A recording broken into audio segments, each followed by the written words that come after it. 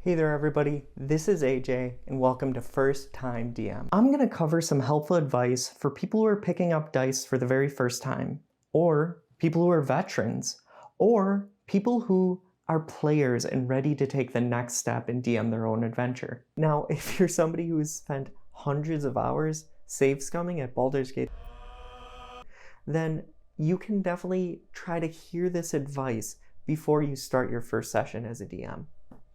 And we're going to be covering 5 of the worst things that you can do. Really stay tuned for number 4 though, because number 4 is probably the worst on the list. The first mistake is not having a session 0. Session 0 is so important. It sets the tone of play. It allows you to communicate to your group of friends who you're going to be playing with for months and months and months what the campaign's going to be like. It helps set the ground rules.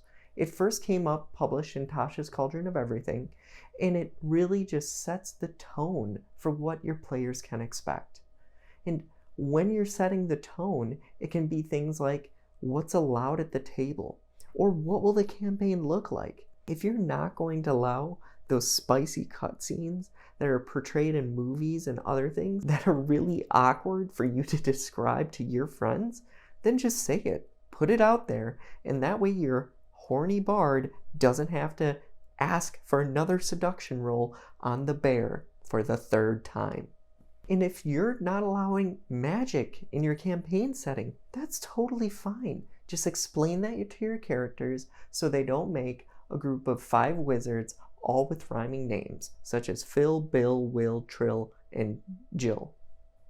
Trill is a name. Speaking of characters, you can use this to introduce some of your backstory elements that your characters have told you into the campaign setting and weave them together. It's the perfect time for it. Another campaign killer is just setting the frequency of play. If you're going to be playing every week, or maybe even every 2 weeks or once a month, that helps your players know what to expect. And when Bill or Will ends up canceling for the 2nd week in a row, you can cover what to do when people miss it. Number 2 has to be under prepping or over prepping. Now, the latter is so easy with new players. With new players, they want to dive so deep into all the minutiae of every single encounter and every single tavern and the patron in that, it just gets overwhelming. One thing I gotta say is take the lazy DM method. Only prep for what you think your characters will run into. And if you don't have it prepped, you can always have the conversation. Hey guys, I don't know what is beyond that wall. If you give me 1 week, I can maybe prep it. I remember when I struggled with how far my players could see in terms of feet, and I did countless of hours of research, I ended up finding out nothing. And then I didn't have the first encounter prepped that they actually ran into.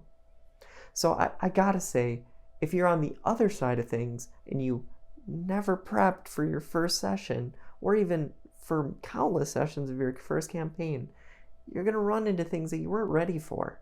Either it is an encounter, or they ask about a certain NPC, or you drop the ball on it.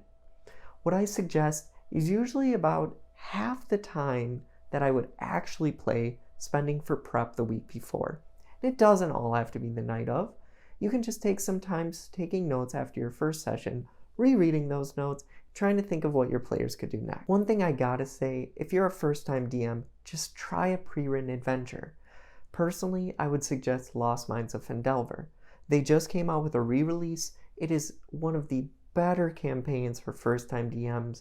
It's a little linear, but you can always add your own flair to it.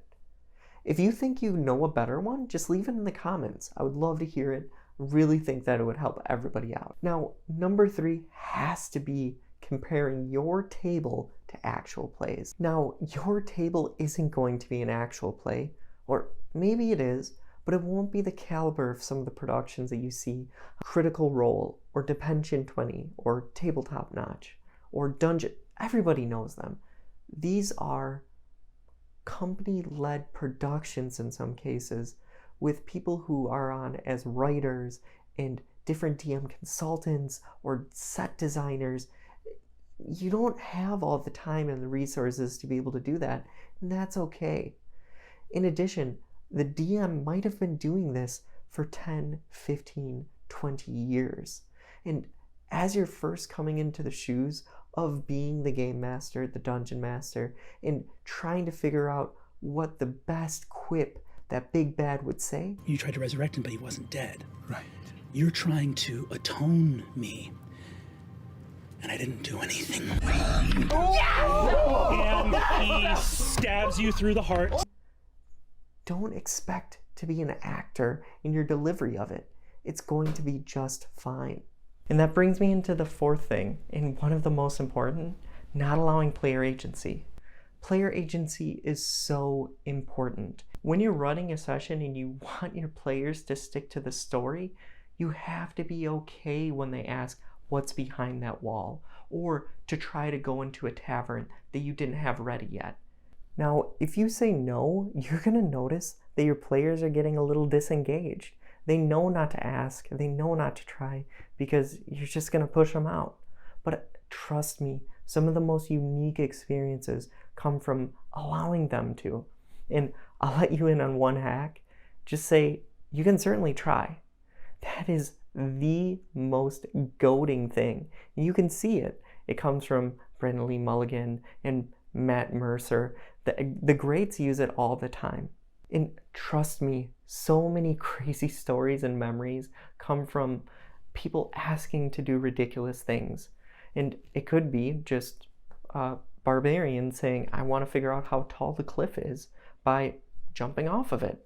That's their choice. One of the sneakiest ways that this occurs is during combat.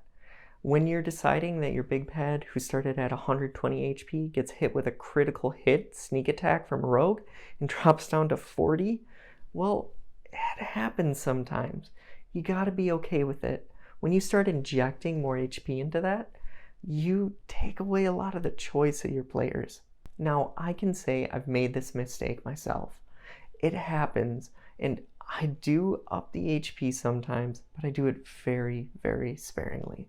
The worst mistake that I hear about in D&D stories constantly is the DM trying to beat the players. Now, this happened a lot in older editions, but it's still maybe somewhat present in 5th edition.